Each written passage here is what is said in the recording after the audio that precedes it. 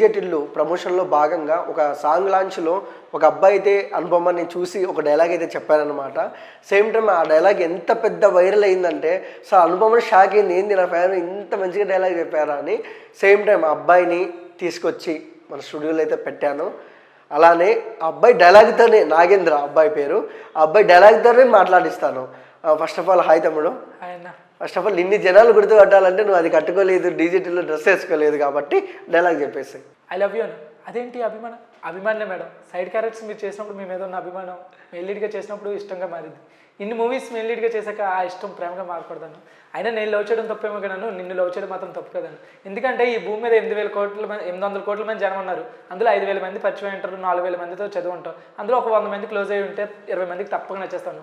అందులో ఒక 10 మంది ధైర్యం చేసి నిన్ను ప్రపోజ్ చేయడానికి వస్తే సారీ నా మనసులో ఇంకొకరు ఉన్నారు and is the love of my life అని చెప్పాల్సి వస్తే ఆ ఒక్కని నేను అవ్వాలనుకున్నాను.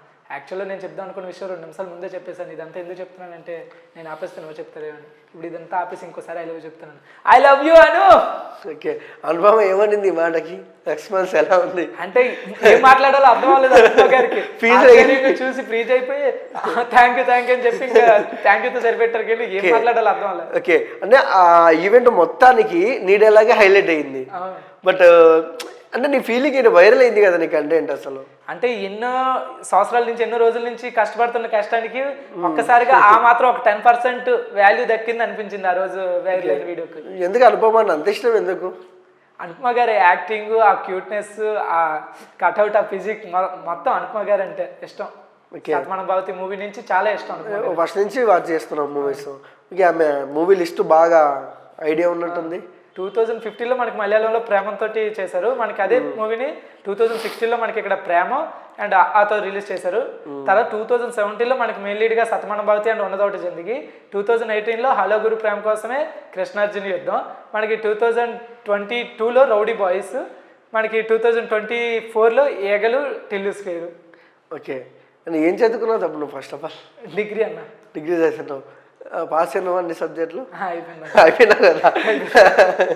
ఓకే, అండ్ అంటే అనుపమ అంటే ఒకప్పుడు ఆ నుంచి ప్రేమలు అంటే తమిళ మూవీ నుంచి తెలుగు వచ్చిన తర్వాత చాలా ట్రెడిషనల్ క్యారెక్టర్లు చేసింది.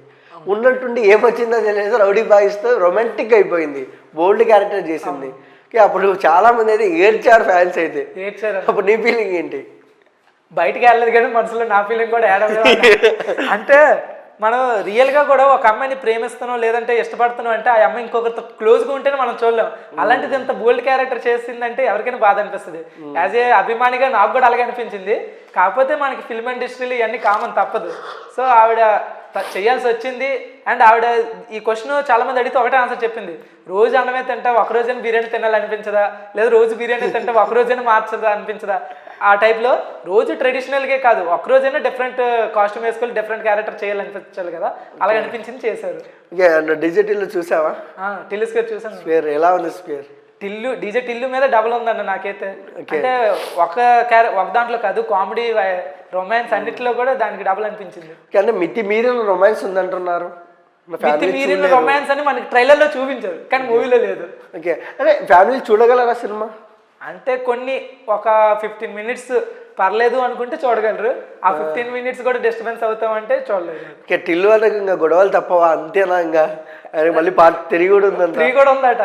ఇప్పుడు ఎవరిని తీసుకొస్తారో టిల్లు అంటే మారడు అసలు. ఓకే.